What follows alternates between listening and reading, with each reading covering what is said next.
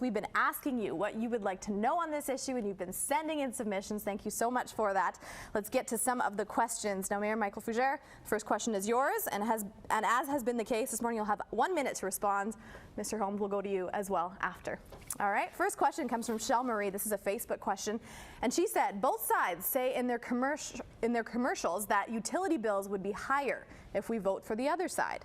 Could you please elaborate how you both make that claim? Mayor Michael Fougere. Well, we say that if we do not go with a public-private partnership, utility bills will go up by $276 on average per homeowner for 4 years. This will cover the cost over the construction period, which we have to begin to pay back on that. It's simply the cost of losing the federal grant of $58.5 million, plus we believe the savings over time over the 3-year contract. Very simply put, by loss of that $58.5 million, and we believe this is really a pocketbook issue for taxpayers, we will go to utility bill increases. We could say it could be on debt, which you don't want to do, or on property taxes. We typically fund utilities through utility bills, so we'll see an increase because of the loss of the federal grant. Jim, how would you respond to that? Well, I think the issue here is that the city has already raised the water and sewer rates for the average family of about $600 a year now, 9% a year for 7 years. So they've already jumped them up, and most of that was supposed to go to pay for this new wastewater treatment plant. So that's the first issue. The city is relentless in terms of raising water and sewer rates. Second question is the $58.5 million. They're not speaking about the higher interest rates that come with bringing in a private partner. And what we say is those higher interest rates over the term of this deal, over 30 years, will wipe out the value of that grant. So the 58.5 is a disappearing number.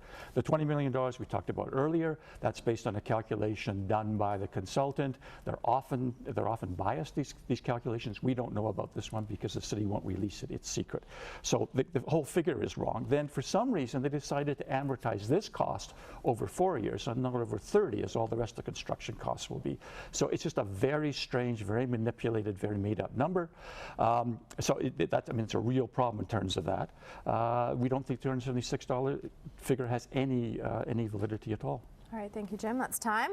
We'll move on to our next question. Again, the question calls for responses from both sides. Mr. Holmes, this time you will respond first. This is from Stuart Hughes. Now, he writes to us, P3 proponents include a $58.5 million federal grant as part of an advantage of that P3 solution.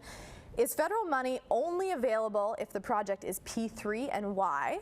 And if federal contributions are not included, how does a P3 compare to a design bid build model? Jim? Okay, quickly, the $58.5 million is from the federal government. The federal government is suggesting that's the only way we can get our infrastructure money, and the Federation of Canadian Municipalities, to which Regina belongs, has objected to this very strenuously, being dictated to by the federal government. There is, in fact, other infrastructure money coming on stream, and it can be used for water and wastewater projects. That's the Canada Build Fund. Other communities took advantage of it earlier, in an earlier incarnation, and it's going to be back online in 2016. But that's when we get the P3 money too. So the two line up about right. There's a little different, some differences in the financing. So there are other options if we decide to go with the design bid build. But the key thing, the reason we're asking people to do this is to retain public control, and the other question is to avoid those higher interest costs which come with the P3 partner. Mayor Fougere. Simply put, there is no money available except through Public-Private Partnerships Canada, P3 Canada. The Build Canada Fund has been totally utilized for the last 3 years. And next year in 2014, there's a screen that any project above $100 million must be going to a P3 application, much as today. So notwithstanding what's been said, there is no money available except this. So we get $58.5 million from the federal government to reduce this. The interest rate charges that Mr. Holmes refers to is actually, they're almost identical now between public and private going to the market. And even his reports say that. So important to know that cost is not transferred to the public. But again, I say that the only money that is available is through P3 Canada, and we have our application for it, so we don't want to lose that money, so please vote no on Wednesday. All right, let's go on to question number 3. Again, responses from both sides. This is from Anna Maria P. She wrote to us on Facebook, and she says, if I vote no, does that just mean that we agree to have the plant built by the private sector, but we still control the rights to our water? Is it just for the construction of the facility? Mayor Michael Fougere. That's the correct answer. Indeed, what we have here is it will be always publicly owned. The city will always own and control this, notwithstanding what's being said. City Council would never sell off this facility. We always own and control it. It's publicly owned all the time. What we're asking for is the private sector to come in to bring innovation and efficiencies in this. And we reduce the cost of construction. All cost overruns are held, are accountable to the builder, not to taxpayers, which is a traditional design bid build. And over the course of 30 years, a contract for maintenance and operation will save an additional $20 million for taxpayers. This is about saving taxpayers money and stretching our infrastructure dollars for the benefit of all taxpayers. Jim, I'll let you respond. So quickly, the Deloitte report is very clear. What we are doing is transferring all of the employees who operate this plant and operational responsibility for the plant over to a private company. It's not just about the construction. Everyone agrees the plant will be built by a private sector construction company. The question is, who's going to finance it? And the P3 brings the higher interest costs. Who's going to operate and maintain it? And clearly, that operational responsibility is turned over to private companies in this model. The question of the cost overruns, of course, you can do any contract on a fixed price basis, and we suggest you should. After, if the referendum passes, then the City Council will have to draw up a bylaw. We're very clear that we have no objection to the city making that process fixed price if they think that's the best option, if that's the best way to protect taxpayers. A P3 is not the only way to get a fixed price contract. You're back with the final segment of Your Money, Your Vote. Of course, from Regina Water Watch, Jim Holmes is here and Mayor Michael Fougere as well. Thank you for joining us this morning. My pleasure. Okay, let's go. This is my last question for Jim here. The Conference Board of Canada put out a report. They talked about dispelling myths, and they talked about how P3s across the country have worked for the most part and how they can work in a beneficial way. Do you ever think there is a time for P3s? I think it makes sense to look at all delivery models for public services, and the key thing is that yes, there is obviously a role for private construction companies, private firms in any delivery system. The question is there anything competitive about this? There's nothing competitive about the wastewater treatment plant. It is a monopoly, and that's what we're doing here. We are using federal tax dollars to create a private sector unregulated monopoly to do our wastewater treatment plant. Now the mayor says we'll tell them how much we're going to pay.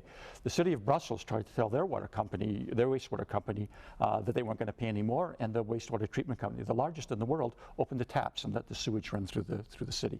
So they're tough people, and that's who the mayor wants to turn this over to. So yes, obviously there's a role for the private sector in our economy, but where it's competitive, where there's an opportunity for the market to control this, there's no market in wastewater. This is a monopoly. Mayor Michael Fougere, Jim has talked about all morning how the City Council didn't present enough information, whereas they have presented information to the public, that the Council made their decision and now we're at the referendum.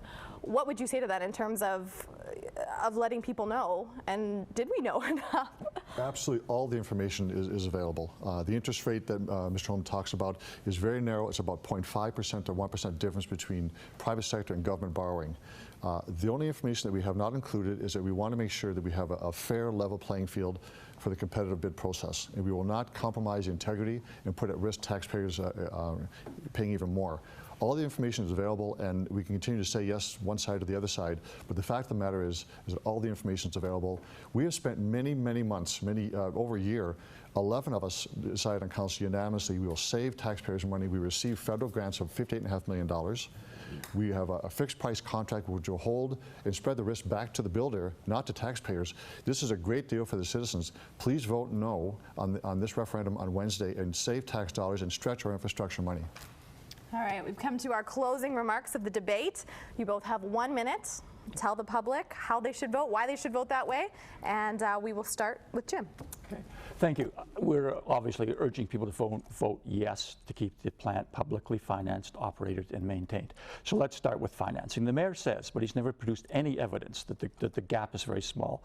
Just saw one from the 11th of September for a P3, and the borrowing rate for that project was 50% higher than the public rate that was quoted for the same one. And that's about the same number that our analysts came up with. That's about the magnitude of the increase you're looking at.